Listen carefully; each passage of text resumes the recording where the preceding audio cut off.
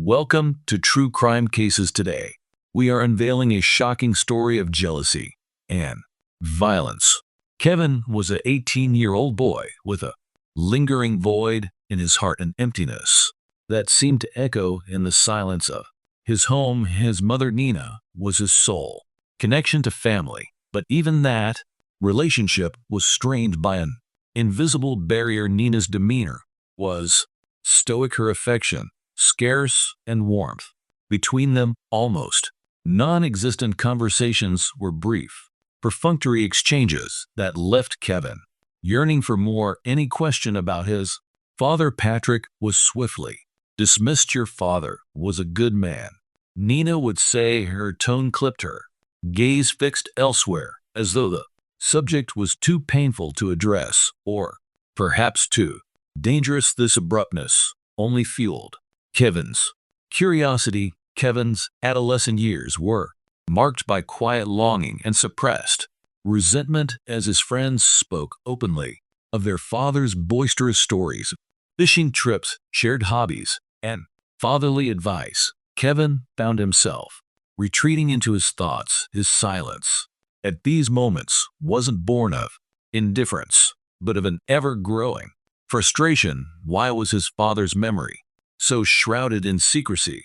Why was his existence erased from their home save for the wedding ring Nina kept hidden away and a solitary photograph of a man she claimed to be Patrick? The photograph was enigmatic. Patrick stood tall and dashing, dressed in an immaculate suit, his arm loosely draped around a woman Nina curtly referred to as just a friend.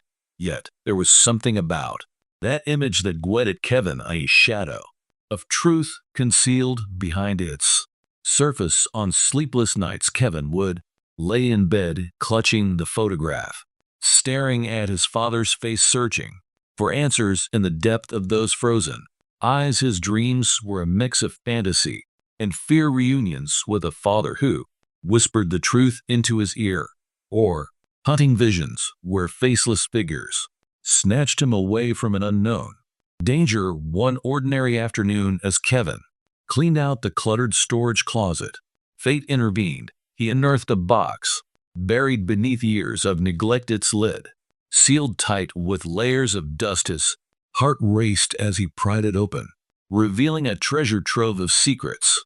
Legal documents with unfamiliar names tumbled out, their yellowed edges whispering tales of a past long buried.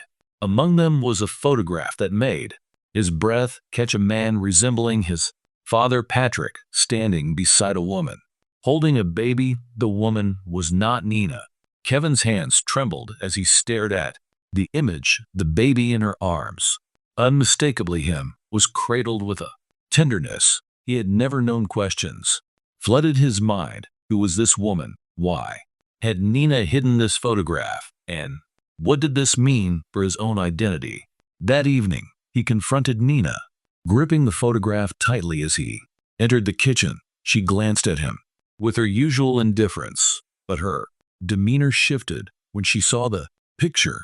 Where did you find this? She hissed, her voice quivering with anger as she snatched the photo from his hands. In the closet, Kevin replied, his voice steady but defiant. Who is she, and why is she holding me? Nina's face contorted into a mask of fury. Without answering, she tore the photograph in half, the sound of ripping paper cutting through the tense air like a scream.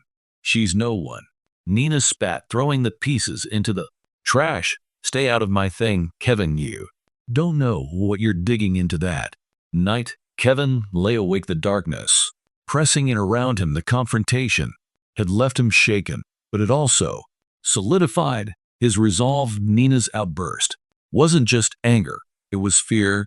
She was hiding something, and Kevin was determined to uncover it. As the moonlight spilled through his window, illuminating the fragmented remains of his shattered reality, Kevin made a vow to himself. He would unravel the tangled threads of his family's history, no matter how painful the truth might be.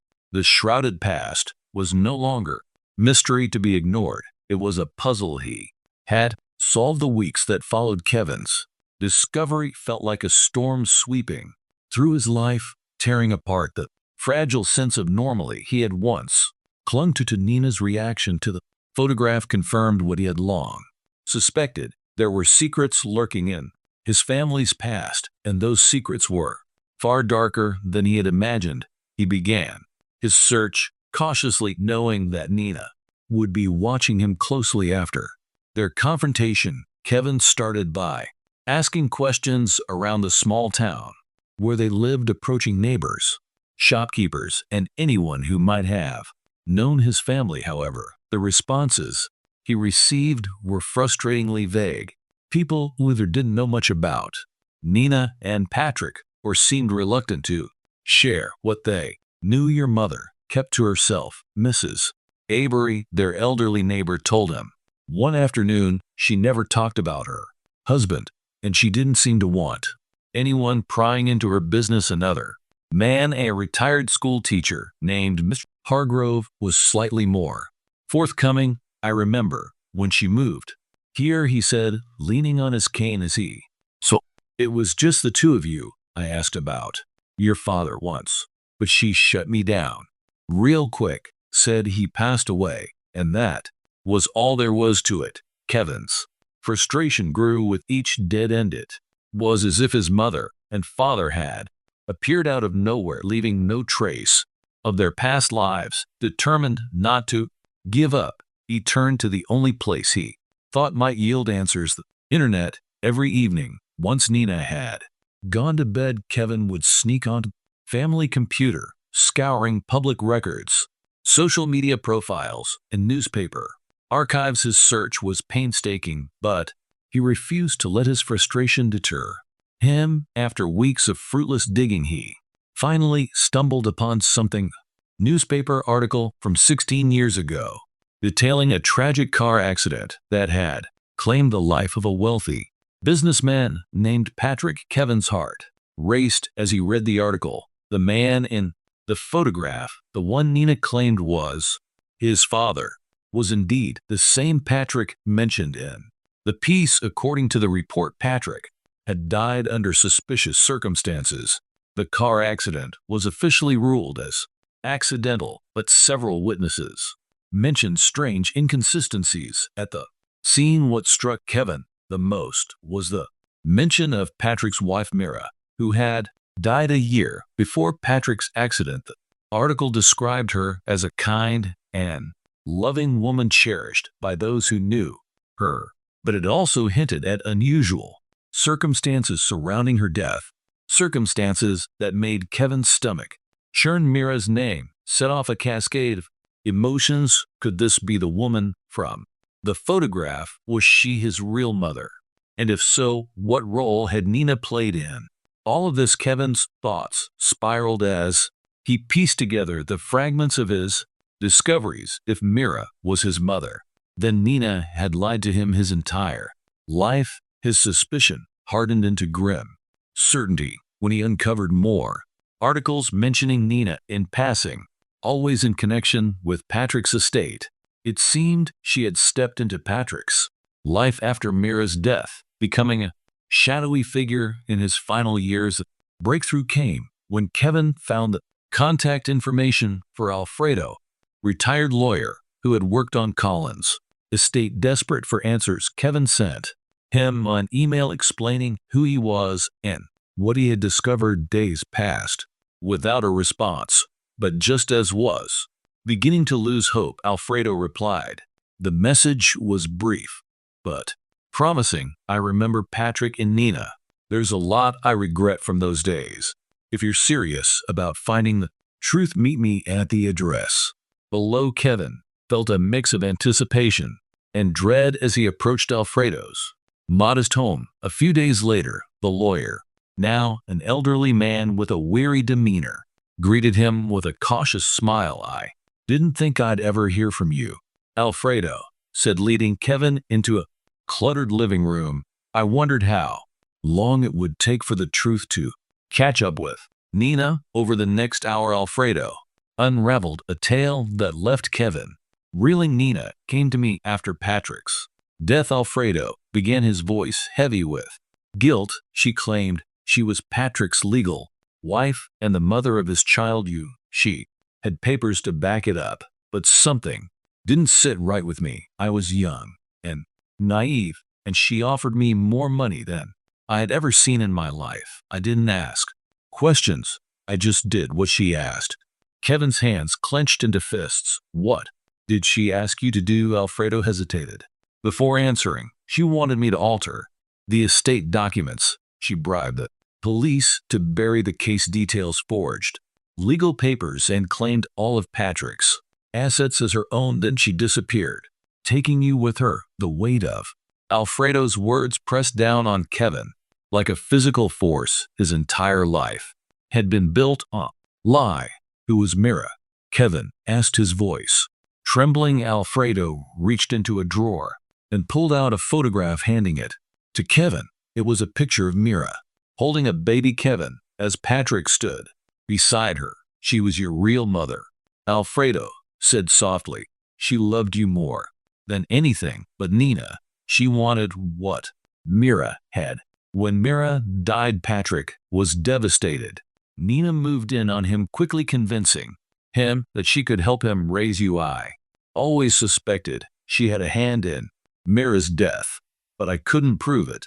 Kevin's heart pounded in his chest. And my father, did she kill him too? Alfredo nodded grimly. The car accident was no accident. Nina orchestrated everything. I didn't know the full extent of her crimes until it was too late.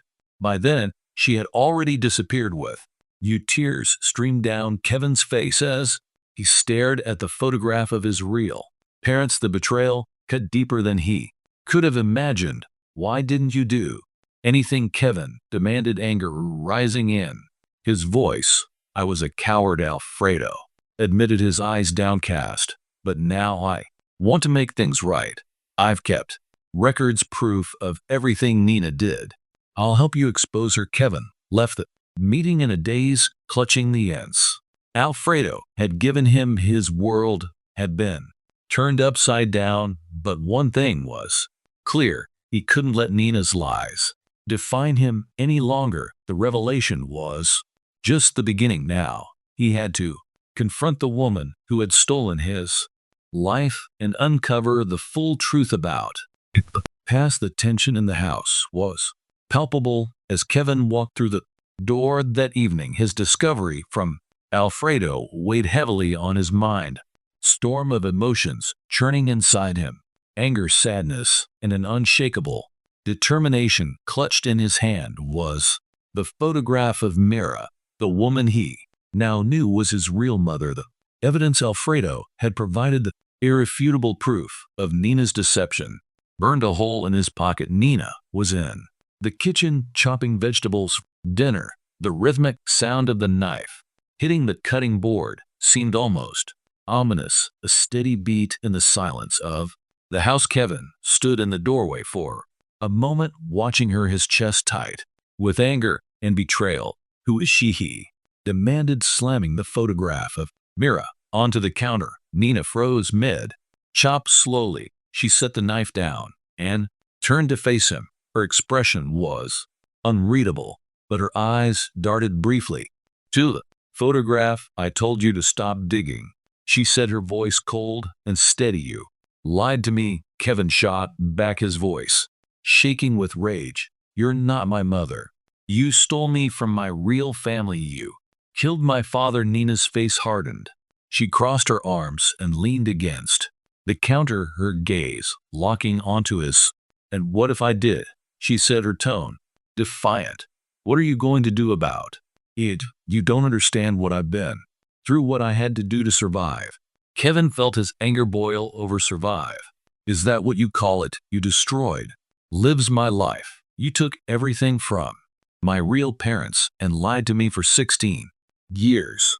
Nina's lips curled into a bitter smile. You're just a child, she sneered. You think you know the truth, but you don't. You have no idea what it's like to be desperate, to have nothing. Patrick was weak. Mira was a fool. I did what I had to do. Kevin's hands clenched into fists. You killed them. he said, his voice trembling. You killed my mother, and then you killed my father. And for what money? Power. Nina stepped closer to him, her eyes narrowing. They would have ruined you, she said, her voice low and venomous. Mira was soft. Too trusting. Patrick was drowning in his grief. They would have dragged you down with them. I gave you a life, Kevin. I protected. You protected me, Kevin shouted, his voice cracking. You stole me. You're a murderer and a liar, and I'll never forgive you for what you've done. The room was silent, except for the sound of Kevin's rag breathing. Nina stared at him for a long moment, her face unreadable. Then, without warning, she laughed, a cold, hollow sound that sent chills down Kevin's spine. You think you're so righteous, she said, shaking her head, but you're just like me. You'll do whatever it takes to get what you want. That's the real truth. Kevin, you're my son, whether you like it or not. The words hit Kevin like a slap to the face. For a moment, he was frozen, his mind racing. Was she right? Was he capable of the same darkness that consumed her? No, he said firmly, his voice steady. I'm nothing like you. Without thinking, Kevin grabbed the knife from the counter, his vision blurred with tears as years of pent-up anger and betrayal came rushing to the surface. You took everything from me, he screamed, plunging the blade into Nina's chest. Her eyes widened in shock as she stumbled backward, clutching the knife embedded in her chest. Blood seeped through her fingers, staining her shirt. As she gasped for air, Kevin, she choked out, her voice weak and trembling. You don't understand. But Kevin couldn't stop. The pain and rage inside him erupted like a volcano, and he struck again and again, tears streaming down his face. You lied to me, he sobbed. You took my family from me. You ruined my life. When it was over, Nina lay lifeless on the kitchen floor, her blood pooling around her. Kevin stood there trembling, the knife slipping from his hands. The reality of what he had done began to sink in, and he staggered backward, his breath coming in short, panicked gasps. For a moment, he considered running, fleeing the house, and leaving everything behind. But then he thought of Alfredo, the man who had helped him uncover the truth. He pulled out his phone and dialed Alfredo's number, his hands shaking so badly he could barely hold the device. Kevin. Alfredo answered, his voice filled with concern. I killed her, Kevin said, his voice barely above a whisper. There was a long pause on the other end of the line. Stay where you are, Alfredo said finally. I'm coming over. When Alfredo arrived, he surveyed the scene with a grim expression. The older man looked pale, but there was a steely resolve in his eyes. We need to make this look like self-defense, he said, rolling up his sleeves together. They staged the scene to match Alfredo's plan, wiping away evidence that would incriminate Kevin. When the police arrived, Kevin's story was rehearsed and consistent. He described a heated argument, Nina attacking him and him acting in self-defense. The evidence Alfredo had provided about Nina's crimes bolstered Kevin's case. The police uncovered the forged documents, the bribes, and the details of Patrick and Mira's deaths. Kevin was arrested, but charged with manslaughter rather than murder. Thanks to Alfredo's intervention, Kevin spent 7 years in a juvenile detention facility. During his time there, he wrote letters to Mira's relatives, pouring out his heart and sharing his story. When he was finally released, he was welcomed by Mira's family with open arms. They embraced him as one of their own, offering him the love and support he had long been denied. The story of Kevin and Nina became a cautionary tale in their small community, a dark reminder of the devastating consequences of lies.